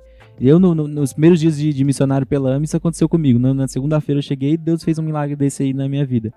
Então, isso vai acontecendo, sim, mas você tem que estar com tudo isso bem alinhado, sabe? Com a tua igreja, com pessoas, com parcerias. E você tem que estar bem convicto de que foi Deus mesmo que te chamou. É Deus mesmo que me chamou? Peraí, deixa eu pensar. Ou eu tô tirando isso da minha cabeça, isso aqui. Ou eu inventei isso aqui, sei lá, achei que Portugal é um país legal, quero, na verdade, estudar lá. Eu tô fingindo que eu vou... Tô me enganando aqui que eu quero fazer evangelização em Portugal. Então, eu acho que esses 2 pontos são pontos importantes. E é igual você falou no começo mesmo, né? A base é orar, né? Então gaste tempo orando, porque Deus vai mostrar. Não tem como você falar com Deus sem orar, não tem como você ouvir a Deus sem ler a palavra. Na verdade, Deus, ele fala, ele pode usar qualquer coisa que ele quiser para falar, né? Deus é soberano, ele faz de tudo para chamar a nossa atenção, né? Ele vai falar, mas a gente precisa ir atrás, né? Bata a porta, né? Então a gente precisa buscar, precisa gastar tempo orando, e você vai ter essa certeza, né? Esse jovem que perguntou, se você orar, Deus vai te responder e vai dar aquela paz, né? Eu acredito que as coisas de Deus não tem dúvida, né? Se você tem dúvida, não é de Deus, né? As coisas, claro que no começo a gente que é jovem, a gente fica, será? Mas se você ora, você vai ter a resposta. Deus, ele não deixa a gente sem resposta. Só complementar a resposta, talvez, você tem que pensar no seguinte, se Deus chamou para ser um missionário em outro país, provavelmente você já está sendo um missionário aqui onde você está. Então observa isso, eu já estou fazendo missão aqui onde eu estou, né? Eu já estou cumprindo, porque aí, se eu estiver fazendo a missão, Deus me chamou, Deus me falou, Deus confirmou através de vários irmãos que um dia eu vou para tal país. Ok, mas ainda não é o momento, Deus falou que não é o momento, então eu não vou esperar ir para aquele país ainda. Deixa eu me preparando aqui, deixa eu ganhar experiência aqui, né? Deixa eu, sabe, fazer ter bons frutos aqui para chegar lá com uma experiência, já com bons resultados, com uma bagagem, assim, porque a prática ajuda muito nisso, né? Se você, a primeira evangelização que você vai fazer talvez seja bem ruinzinha, você não conseguir se expressar bem, mas a 10ª vai ser melhor, a 100ª vai ser melhor ainda, a 1000ª você já vai estar com muito mais habilidade de falar, de expressar, você vai ter lido mais a palavra de Deus. Então, acho que primeiro, se você tem essa convicção de que Deus vai te enviar para um outro país, tem a convicção também que você tem que ser um missionário aqui já, se preparando aqui, já fazendo aqui, nesse momento, na sua igreja, ajudando seus irmãos. Leva o seu vizinho primeiro, né, para Deus, para depois você... mas é isso mesmo, eu acredito que Deus, ele prepara, né, tem até uma coisa que a gente gostava de fazer com o meu grupo, né, que a gente orava, a gente falava assim, amanhã vamos orar para Deus mostrar, antes de sair de casa, eu vou orar para Deus me mostrar com quem eu tenho que falar hoje, porque... Como eu falei, as pessoas estão sedentas e Deus, ele coloca a pessoa na sua frente para falar. Então, às vezes a gente trava assim na hora de falar, mas na hora que você fala, você quer sair falando, né? No Pacificadores é um exemplo. A gente vai lá para um sertãozinho. Lá tem jovens que nunca evangelizaram quando vão ao Pacificadores. Sim. E vão lá e evangelizam. E quando você na segunda vez que já tá falando com a pessoa, já tá manjando. Você chega lá nas casinhas, quando você... Sei lá, só de você mostrar que você tá ali, você já vê aquele olho brilhando da pessoa, ver, nossa, ela veio na minha casa, ele veio até aqui para falar comigo, eu sou importante mesmo, né? Então, Deus, ele prepara até a pessoa, né? Você tem que orar pela pessoa também, Deus, prepara aquele coração, né? Quebranta aquele coração para que seja o Senhor falando, não seja eu, né? Enfim, agora vocês vão ver que vai estar passando aí na telinha um QR Code, eu vou explicar mais ou menos o que é, são 2 QR Codes. Só você abrir, irmãos, a sua câmera no seu celular e você apontar para o QR Code, você vai receber uma inscrição no seu celular. Pede ajuda pro filho, pro pede neto. Ajuda pra todo Chama a molecada aí do mundo. TikTok. Esse QR Code, você vai poder se inscrever. É uma ficha de inscrição do Portas Abertas para quê? Calma, você não vai pro Portas Abertas, brincadeira, irmãos. Essa ficha é para você receber notícias, né? Se você tem interesse de saber mais o que está acontecendo na missão, o Portas Abertas faz isso gratuitamente. Ele vai te dar relatórios, vai te trazer testemunhos, vai te contar o que está acontecendo, vai até colocar para o que você tem que orar hoje. Então é bem legal. E você se inscrevendo, você também recebe uma revista gratuitamente na sua casa, que é uma apresentação do Portas Abertas e da missão que eles fazem, né? E junto vem um boleto, mas calma, mais uma vez, esse boleto é totalmente voluntário, é uma opção que eles colocam lá para você doar. Se você não quiser doar, você não precisa, mas eu acho interessante, né? E vem um valor lá também, que é automático, você pode alterar aquele valor, e eu acho que é muito necessário você abençoar, assim como a AME Evangelizar, o Portas Abertas, e tem inúmeras outras instituições que eles vivem para isso, eles vivem para apoiar o irmão que está na missão, eles vivem pela missão, eles vivem pela palavra de Deus. Então a gente sabe? Não vai custar o seu hamburgão que você come na escola, sabe? Você doar, você contribuir. Isso também é fazer missão, né? Enquanto vocês podem estar acessando esse QR Code, a gente vai até falar um pouco aqui como você pode fazer parte da missão, né? Você não precisa simplesmente ir, mas eu não sinto esse chamado de ir, de largar tudo. Tem várias formas. Essa é uma das, né? Orar, que é o que a gente está fazendo, e doar também, você ajudar. O outro QR Code já é direto para doação mesmo, caso você queira fazer uma doação para o Portas Abertas, que é essa missão que trouxe esse DIP, né? Que trouxe esse movimento para fazer a igreja orar, né? Como eu falei, é um domingo no ano, mas é para impactar a igreja, para a gente lembrar que a gente tem que orar todos os dias pelos nossos missionários, né? E eles sempre falam assim, né? Todas essas instituições cristãs, eles sempre falam que se você quer contribuir, a primeira coisa que eles colocam lá, ore por nós. O que nós mais precisamos é oração, é o que eles mais falam. Então, se você quer fazer parte da missão, comece orando, que você já está fazendo parte. Então, ore, irmãos.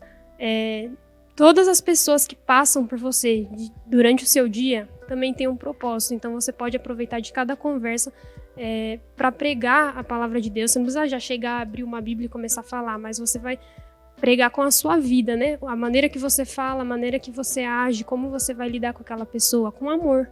Isso é ser cristão, né? Isso é você levar a palavra de Deus, né? Com a própria vida. Nós temos que ser o evangelho andante, né? Bom, agora a gente vai orar. Vamos ter um momento de oração, né? Eu sei que você está aí no confortinho da sua casa, do seu sofá, mas eu quero que você tenha pegado essa ideia mesmo, sabe? Que tenha despertado no seu coração essa ideia de missão, essa ideia do evangelho. O que é o evangelho? Qual é o seu propósito, sabe? Vamos orar juntos agora por cada pedido, né? Acho que o pedido também já vai estar passando aí na tela. Vou chamar a Rai para orar. E levanta um clamor de verdade, sabe? Igual a gente leu em Hebreus. Ore como se você estivesse na prisão com eles. Ore como se você estivesse sofrendo com eles. O que você oraria lá? O que você faria se estivesse lá? Você ia se desesperar? Não, você ia orar, você ia evangelizar quem está lá dentro, né? Por algum motivo tem outros presos lá e os cristãos que foram presos, eles estão lá simplesmente evangelizando. E a gente tem que orar para Deus dar sabedoria para eles, para Deus dar força para eles e para nos usar também, né, durante o nosso dia. Então, não simplesmente desligue, ore conosco agora e depois que acabar aqui, você vai orar também para Deus revelar esse propósito, sabe? Para Deus fixar esse propósito que você já sabe qual é, você só precisa continuar ele. Boa noite, irmãos. Convido os irmãos agora neste momento a entrarem em espírito de oração, levarem seus pensamentos até o Senhor. Lembrem dos nossos irmãos que estão em outros países, estão sendo perseguidos por conta de sua fé. Lembrem também dos nossos missionários, dos governantes dos outros países, que eles possam ser tocados pelo Senhor, que eles possam mudar suas visões. Então, convido os irmãos a estarem orando nesse momento. Oremos. Senhor, nosso Deus, nosso Pai, nós te agradecemos, Senhor, pela tua infinita bondade em nossas vidas, Senhor, pelas suas misericórdias que se renovam a cada manhã, Senhor. Nós te agradecemos por esse momento que tivemos aqui, Pai, descontraído, Senhor, de conversa, Pai, para aprendermos mais sobre os nossos irmãos, Senhor, que mesmo com todas as dificuldades, Senhor, tem doado suas vidas, Senhor, em prol do teu reino, Senhor.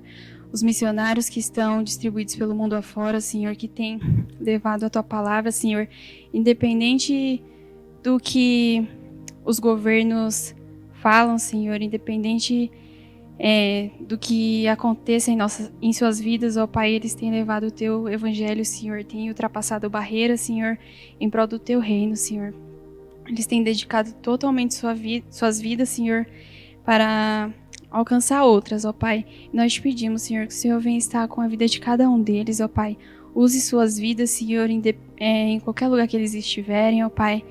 Dê sabedoria, dê discernimento a eles, ó Pai, para aprenderem sobre as culturas, Senhor, pelo mundo afora, ó Pai. Que eles possam ter confiança, ter fé, Senhor, e que eles não venham a desistir, ó Pai, mas que suas esperanças sejam renovadas todas as manhãs, Senhor. Lembrando daqueles irmãos, Senhor, que estão sendo perseguidos, ó Pai, porque declararam que o Senhor é o único Deus de suas vidas, ó Pai. Nós te pedimos pela vida deles, ó Pai, que o Senhor venha estar guardando suas vidas, suas famílias, ó Pai, os livrando de todo e qualquer mal, Senhor, que independente do sofrimento que eles têm passado, Senhor, que eles não venham se sentir desamparados, ó Pai, que eles sintam a Tua presença todos os dias em suas vidas, ó Pai. Nós te agradecemos, Senhor, porque nós temos o privilégio, Senhor, de te servir, Senhor, com liberdade, ó Pai, mas muitos não têm, ó Pai, e que nós possamos estar sempre lembrando desses irmãos em nossas orações, que possamos doar, Senhor, para ajudá-los, ó Pai, financeiramente, que possamos orar por suas vidas, ó Pai, e que, se possível, Senhor, possa estar levando outras pessoas, Senhor, para também te servir, para ajudar eles em outros países, ó Pai. Esteja guardando a vida de cada um, ó Pai. Nós não sabemos profundamente, Senhor, o que eles vivenciam em suas peles, ó Pai, diariamente, mas o Senhor sabe, sabemos que o Senhor está com eles em todos os momentos, ó Pai, que o Senhor não tem os desamparado, não os tem abandonado, ó Pai. Nosso consolo é esse, ó Pai. Nós te pedimos, Senhor, continue guardando a vida dos teus filhos, continue cuidando deles, ó Pai, e que nós possamos nos conscientizar, ó Pai, de que temos irmãos sofrendo pelo mundo afora, Senhor, então que nós possamos também, Senhor, tomar a decisão de fazer algo, Pai, possamos servir com nossas vidas, Senhor, assim como eles têm servido com a deles, ó Pai. Nós te agradecemos por tudo, Senhor, pela nossa vida, Senhor, pelo privilégio de te servir, Senhor, todos os dias, ó Pai. Obrigada por essa noite, Senhor, pela vida dos nossos irmãos que estiveram aqui, Senhor. Que o Senhor nos dê uma boa noite, Senhor, um bom descanso, Senhor, e que possamos sempre manter em nossos corações e nossas mentes, ó Pai, que te servir é o maior privilégio do mundo, ó Pai. Nós te agradecemos por tudo que o Senhor é, por tudo que o Senhor faz. Em nome de Jesus que nós choramos e te agradecemos. Amém. Bom, pessoal, quero agradecer que vocês aguentaram a gente até aqui. Eu espero que de verdade vocês tenham tido esse despertar no coração, sabe? Que vocês saiam daqui e vão pesquisar mais sobre missões, sobre o Evangelho, sobre o seu propósito. E a gente quer agradecer ao Lucas, que se dispôs a vir até aqui conversar com a gente, trazer sua experiência. Lucas, você é muito bem-vindo aqui. Tamo junto. Muito Queremos obrigado. te ver mais vezes aqui com esses Contem jovens, comigo. quando a gente puder aglomerar. Muito obrigado aí pelo convite, agradeço toda a igreja aí, me chamem. Sempre estou à disposição de vocês para ajudá-los, quero estar mais próximo de todos, conhecer mais irmãos aí. Já foi bom conhecer uma parte do pessoal aqui.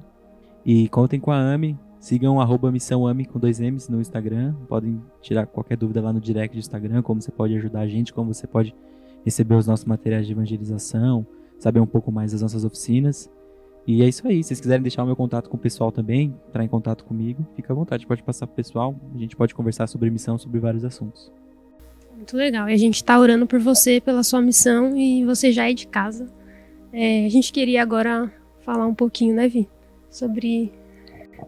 A gente gostaria de agradecer também, na verdade, nós queremos primeiro deixar a nossa palavra de conforto, de consolo, que Deus possa dar a paz que excede todo entendimento para a Cláudia, para a Gabi, para todos os irmãos. A igreja sofre, né, tem sofrido, e especialmente esse momento, né, que foi um momento que nós, eu, a Camila, o Gabriel, a Gabi, outros jovens também, nós estávamos desenvolvendo com o pastor Wagner, né, então era algo que a gente estava muito ali com ele, trabalhando.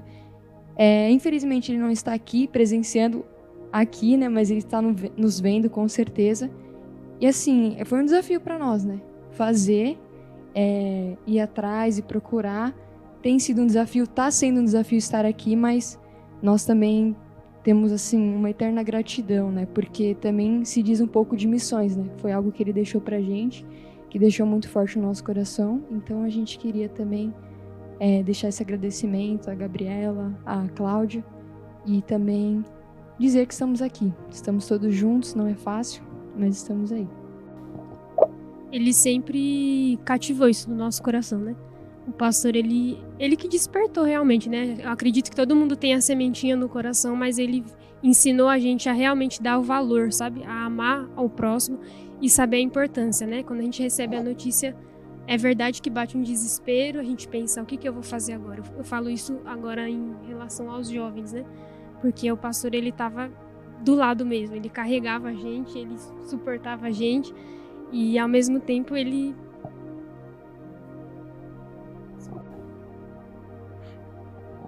é amar e nunca desistir, né? Ele deixava muito essa questão para nós, não desista. Às vezes eu chegava e ficava, pastor, eu não quero mais falar com essa pessoa, eu não quero continuar aquilo. Ele falava, vamos lá, senta aí, vamos entender. E muitas vezes ele passava livros pra gente ler, a gente desenvolveu muito em relação a isso, a livros. E a gente não queria continuar e a gente sofria. E mesmo assim ele apoiava e a gente... Bom, estamos aqui hoje e continuando dessa forma, né? Como a gente está vendo aqui. O choro vem, a tristeza vem, é normal. Mas tem uma frase que eu vi exatamente aqui nesse local uma vez, que estar triste é normal, mas viver triste não é atitude de um cristão. Então nós estamos aqui, um só corpo, como o Lucas já falou várias vezes, e nós vamos, com certeza, vamos ficar bem. E a gente chora também por um lado de alegria, né, Vi? Porque se tem uma coisa que o pastor ia gostar de ver, era a gente fazendo exatamente isso. Porque ele sempre falava, jovens, cadê vocês? É vocês que têm que estar aí. Um dia eu não vou estar mais aqui, mas vocês vão estar. E ele sempre falava que a gente tinha que continuar, que a gente tinha que fazer. E é exatamente o que Deus quer pra gente, né? Não só o pastor, mas eu entendo que eu conseguia ver que o pastor ele estava alinhado com Deus. E é isso que Deus quer mesmo, que a gente continue, né? Que a gente não desista e que a gente alcance os outros jovens da melhor forma que for da vontade de Deus, né?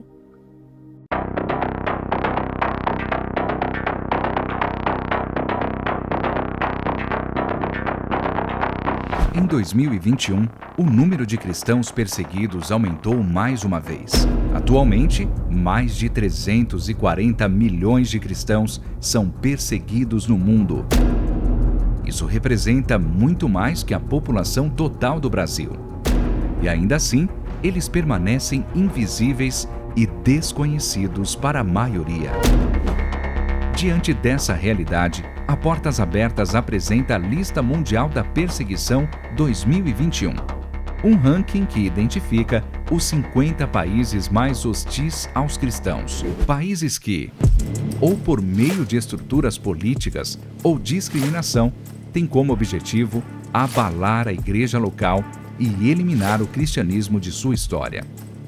Autoridades, famílias e comunidades inteiras colocam pressão nos cristãos para que eles recuem e desapareçam. Neste ano, a lista apresenta pela primeira vez apenas 2 níveis de perseguição: extrema ou severa. A pandemia acentuou a vulnerabilidade que cristãos perseguidos enfrentam diariamente. Em países como Índia, Paquistão, Bangladesh, Iêmen e Sudão, a Covid-19 foi o catalisador da repressão aos nossos irmãos. Cristãos de áreas rurais, por muitas vezes, tiveram ajuda negada por causa de sua fé e ficaram sem acesso a alimentos e medicamentos.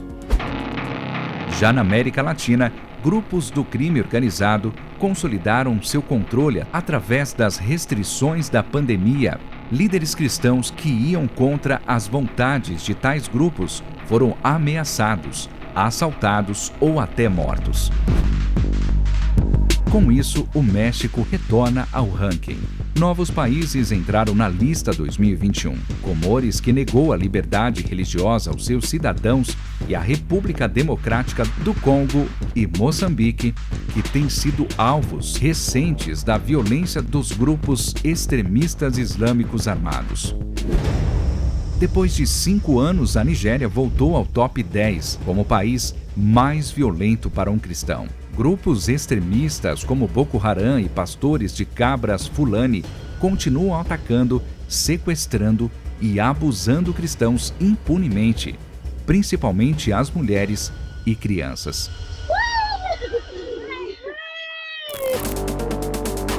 Já na China, o monitoramento e vigilância provém do Estado. O Partido Comunista tem cada vez mais colocado restrições para inibir a liberdade religiosa no país, o que coloca a China de volta nos top 20, depois de quase uma década.